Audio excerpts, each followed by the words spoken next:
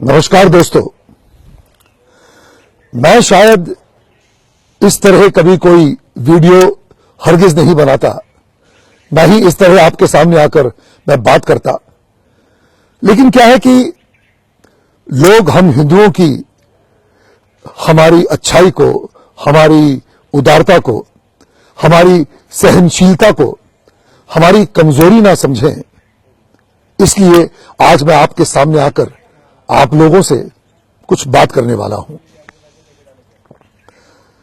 हाल ही में जो ये किसान आंदोलन चल रहा है पंजाब, हरियाणा और यूपी के बॉर्डर पर, उस किसान आंदोलन के मंच पर योगराज ने आकर हम हिंदुओं के बारे में बहुत सारे अपशब्द कहे, अश्लील भरे अल्फाज इस्तेमाल किए।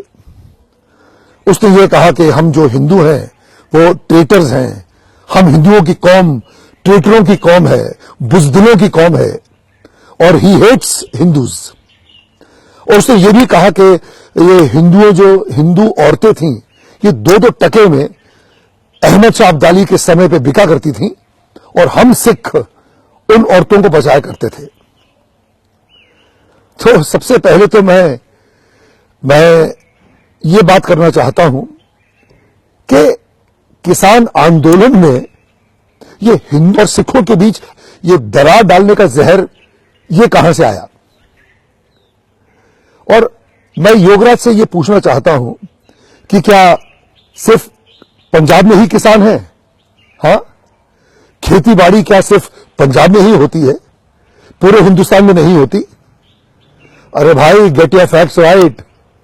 इस आंदोलन में हरियाणा के किसान भी मौजूद हैं, यूपी के भी किसान मौजूद हैं। और सबसे बड़ी बात यह है कि जो हम बचपन से हम सुनते आए हैं कि हमारे देश में जय किसान जय जवान का नारा लगता है। हम तो किसानों को और सिपाहियों को, जवानों को आदरणीय मानते हैं। तो मैं तो अपनी सरकार से ये गुजारिश करूंगा कि भाई, ये जो किसान आंदोलन चल रहा है, आप किसानों की मांगों को सुनिए और जल्द से जल्द कोई निर्णय लीजिए। और हमारे जो किसान भाई, जो बूढ़े वृद्ध लोग जो सड़कों पर बैठे हुए हैं, वे उनकी मांगे पूरी की जाए और वे बेचारे राजी खुशी अपने घरों को लौट जाएं। अब मैं आता हूं जो योगराज सिंह ने कहा है। तो mister Yograj, first please get your facts right, get your history right. अब मैं तुम्हें बताता हूं कि हम हिंदुओं की दिलेरी क्या है, हम हिंदुओं का साहस क्या है, हम हिंदू कितने बहादुर थे, और अपने देश पर मर मिटने का जो जज्बा जो हम हिंदुओं में है, इसके बारे में मैं आपको कुछ ज्ञान बांटना चाहता हूं।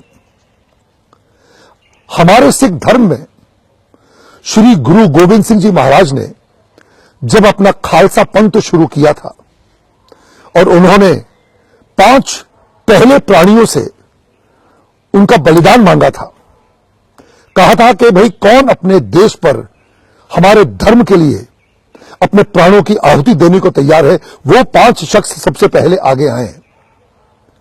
तो जो सबसे पहला बंदा खड़ा होकर आगे आया था, उसका नाम था भाई दयाराम। वो लाहौर से था, वो कोई और नहीं, वो हिंदू था।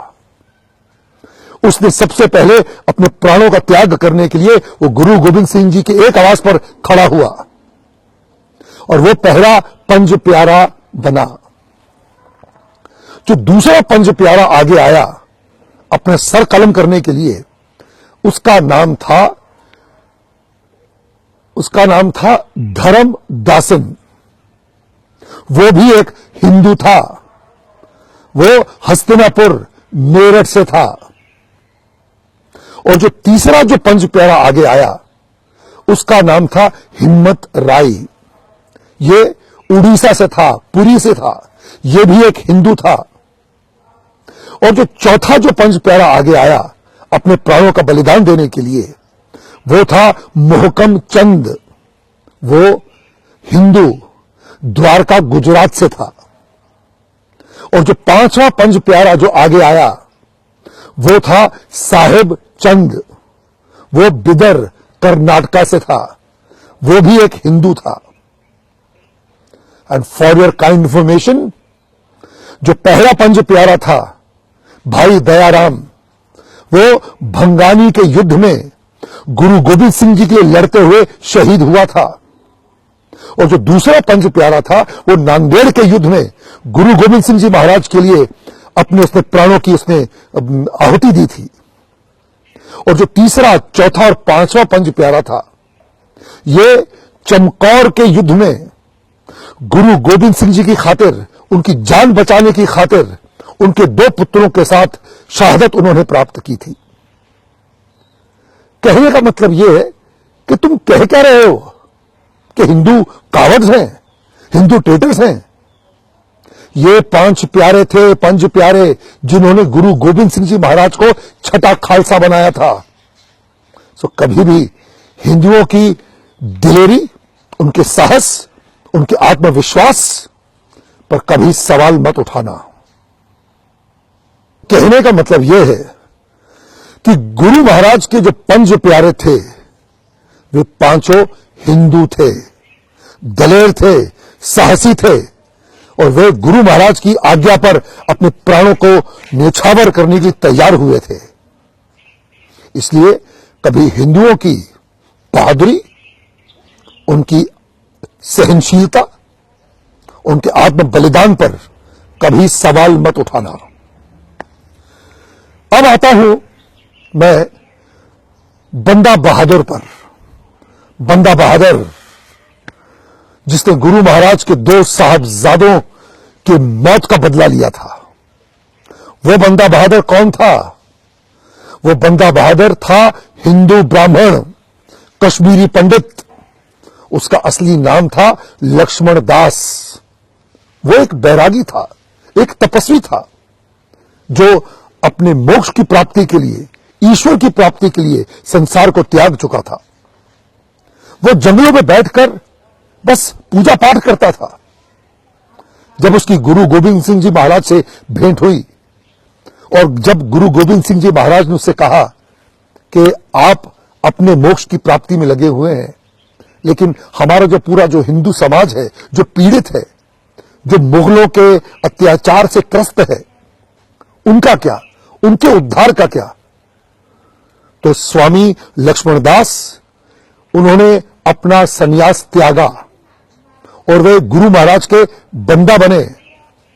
और उसके बाद जो उन्होंने मुगलों का हाल किया, जो पूरे पंजाब में उन्होंने लड़ते लड़ते वो सरहंद पहुंचे, और गुरु महाराज के दो साहबजादे फतेह सिंह और जोरावर सिंह, जिन्हें दीवारों में जिंदा चुनवा दिया गया था, उनके मौत का उन्होंने बदला लिया।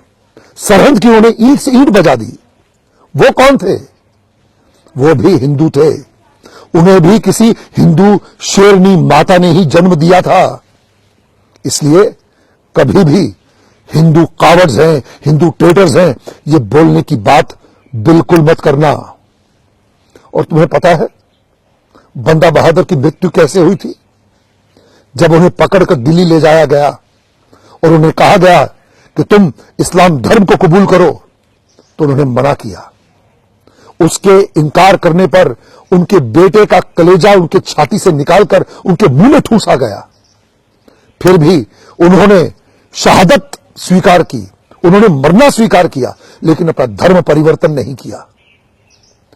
तो जो आत्मशक्ति है, जो आत्म बलिदान का जो जज्बा है, वो किसी भी हिंदू में कम नहीं है, ये याद रखना। अब तुम एक और हिंदू का नाम सुनो। नाम है दीवान टोडर मल। ये एक हिंदू क्षत्रिय थे। जब गुरु महाराज के दो साहबजादों को दीवारों में जिंदा चुलवाया गया, तब उनकी माताश्री ने अपने प्राण त्याग दिए। तो मुगलों ने गुरु गोविंद सिंह जी की माताजी और उनके दो साहबजादों की, जो बेचारे वीर गति को प्राप्त हो चुके थे, उनके दाह संस्कार के लिए लोगों को जगह नहीं दी, जमीन नहीं दी। तब दीवान तोडरमल आगे आए और उन्होंने उन तीनों का दाह संस्कार करने के लिए जमीन उन मुगलों से खरीदी। और जानते हो क्या देकर खरीदी? सोनों के सिक्कों से उस जमीन को भरकर, जितनी जमीन चाहिए थी अपना उनके दाह संस्कार के लिए, उस पूरी जमीन को सोनों के सिक्कों से कवर किया गया। उतने सोने के सिक्के उन मुगलों को देकर उन्होंने वो जमीन खरीदी और तब जाके गुरु गोविंद सिंह जी महाराज की माता जी और उनके 2 साहबजादों का दाह संस्कार हो सका, उनका अंतिम संस्कार हो सका। तो वो दीवान तोडरमल कौन था? वो भी एक साहसी वीर महापुरुष हिंदू था। अब मैं आपको एक और चीज बताना चाहता हूं, बिकॉज तुम्हारी हिस्ट्री शायद बहुत ही कमजोर है। अब मैं आता हूं गुरु तेग बहादुर जी पर। जब कुछ कश्मीरी पंडित, कश्मीरी ब्राह्मण गुरु तेग बहादुर जी के पास पहुंचे और उनसे उन्होंने कहा कि कृपया आप हमारी मदद करें, ये मुगल हम पर बहुत अत्याचार कर रहे हैं, हम पर जजिया टैक्स लगा रहे हैं। तो जब गुरु गोविंद सिंह जी महाराज जब छोटे थे, उन्होंने अपने पिताजी से कहा कि सबसे इस कुर्बानी के लिए आपसे योग्य पुरुष और कौन होगा, तो कृपया आप जाइए और इनकी मदद करिए। तब गुरु तेग बहादुर जी दिल्ली पहुंचे थे और उनका सर उन मुगलों ने उनका सर धड़ से अलग कर दिया था। हम गुरु तेग बहादुर जी की शहादत को शत शत नमन करते हैं। हम हर हिंदू, हर भारतवासी उनका ऋणी है।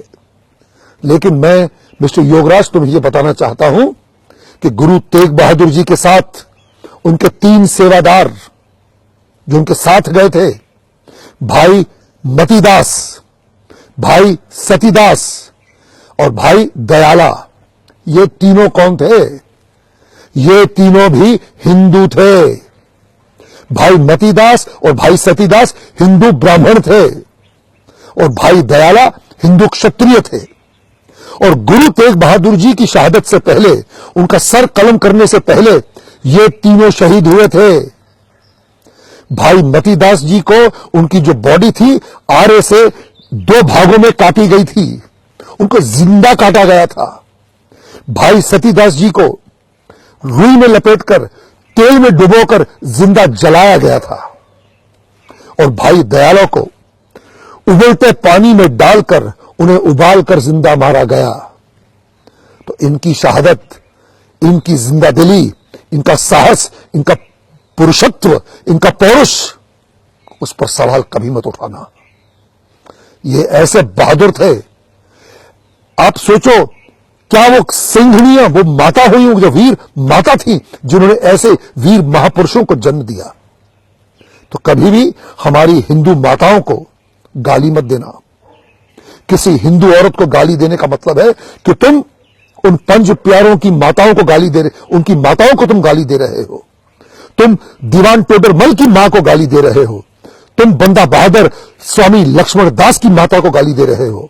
तुम भाई मतीदास, भाई सतीदास और भाई दयाला की माता को गाली दे रहे हो। तुम्हें पता है हमारे देश की परंपरा क्या थी? हमारे देश की परंपरा यह थी कि हर हिंदू घर का बड़ा बेटा सिख बनाया जाता था। उसे गुरु गोविंद सिंह जी को सौंप दिया जाता था ताकि वो उनकी आर्मी ज्वाइन करे, उनके बताए मार्ग पर चले और मानवता की सेवा करे। गुरु गोविंद सिंह जी महाराज की आर्मी में तकरीबन आधा 50% हिंदू शामिल थे। तो तुम ये क्या कहते हो कि हिंदू जो है बुजदिल हैं, हिंदू ट्रेटर्स हैं, हिंदू जो है ये हिंदुओं की जो कौम है ये बुजदिलों की कौम है? ये बात तुम्हारे दिमाग में कहां से आई? हाँ, अरे गुरु नानक जी से पहले आपके जितने, हमारे जितने गुरु हैं, गुरु नानक देव, अंगद देव, अर्जुन जी, ये अपना गुरु गोविंद राय थे, ये सारे हिंदू ही तो थे। सिख धर्म से पहले जितने भी थे लोग, वे सारे हिंदू थे। इसका मतलब तुम्हारे पूर्वज भी तो हिंदू थे। तुम अपनी मां बहनों को गाली दे रहे हो? हाँ, तुम्हें पता है श्री गुरु ग्रंथ साहिब में हजारों बार भगवान राम का नाम लिया गया है, भगवान श्री कृष्ण का नाम लिया गया है। गुरु गोविंद सिंह जी महाराज देवी माता के उपासक थे, दुर्गा माता की पूजा करते थे। उन्होंने नैना देवी में शमशीर हासिल की थी। उन्होंने चंडी दी वार लिखी है, वे चंडी माता का पाठ किया करते थे। गुरु गोविंद सिंह जी महाराज का नारा था, दे शिवा वर मोहे एहे, शुभ कर्मन तो कबहू ना टरो। तो ये क्या मतलब है इसका कि हे शिवा मुझे ऐसा वर दे कि मैं शुभ कर्म से कभी पीछे ना हटूं। तो जो देश शिवा कौन था? वो हर हर महादेव की बात कर रहे हैं। तो आप जो क्या ये डिवाइड डालना चाहते हो, ये क्या हिंदू और सिखों के बीच आप ये दरार डालने की कोशिश कर रहे हो? हाँ, जवाब दो। अब मैं तुम्हें हमारी सिख हिस्ट्री में जो ब्राह्मण वॉरियर्स हुए हैं, जो ब्राह्मण योद्धा हुए हैं, उनके कुछ नाम गिनाना चाहता हूं। एक नाम है खालसा पंथ के जो जनरल हुए हैं, जो खालसा पंथ के जो वीर योद्धा जो जनरल थे, उनका नाम था पंडित सिंघा सिंह पुरोहित। दूसरा नाम है पंडित कृपा दत्त जी, ब्राह्मण थे, दत्त। हाथ में भाला, पीठ पे फरसा और कमर कस में शमशीर, ये था उनका जलवा। और तीसरा एक और नाम है पंडित कीरत जी। ये जो सारे मैं नाम ले रहा हूं, ये सिख योद्धा हुए हैं, ये गुरु महाराज की आर्मी की उनकी फौज में थे। और एक मैं पंडित बाबा परागा दास जी का नाम लेना चाहता हूं। बाबा परागा दास जी ये 100 वर्ष के ऊपर के थे और ऐसे ज्वलंत योद्धा थे कि लोग उन्हें भीष्म पितामह मानते थे अपनी आर्मी का। इसलिए कभी भी हिंदुओं के शौर्य पर, उनके साहस पर, उनकी दिलेरी पर, उनकी बहादुरी पर सवाल मत उठाना, समझे? मेरा दिल बहुत दुखता है जब मुझे वो मंजर याद आता है 2019 में पाकिस्तान में, जहां पर गुरु नानक देव जी का जो गुरुद्वारा है ननकाना साहिब, वहां के ग्रंथी की बेटी को उठाकर वहां के आतंकवादी ले गए, उसका रेप किया, उसे जबरन मुसलमानी बनाया गया। अरे आवाज उठानी है तो उसके खिलाफ उठाओ, चलो उसके खिलाफ आवाज उठाओ। मैं एक कट्टर हिंदू तुम्हारे साथ खड़ा होऊंगा, हिंदुस्तान का हर भारतवासी तुम्हारे साथ खड़ा होगा उस जंग में। हमें वहां के सिखों का सोचना है कि जो हमारी मां बहनों के साथ जो अत्याचार होता है वो ना हो। कुछ करना है तो वहां पे जो हमारी माताओं को, हमारी बहनों को, उनकी जो इज्जत लूटी जा रही है, हमें उसके खिलाफ जंग लड़नी चाहिए। मिस्टर योगराज, हम सब तुम्हारे साथ, क्या हर भारतवासी खड़ा रहेगा, लेकिन हमारे देश की किसी भी माता को, किसी बहन को गाली मत देना। जय भारत, भारत माता की जय, सनातन धर्म की जय, हिंदू धर्म की जय, सिख धर्म की जय। जो बोले सो निहाल, सत श्री अकाल, हर हर महादेव, जय श्री राम।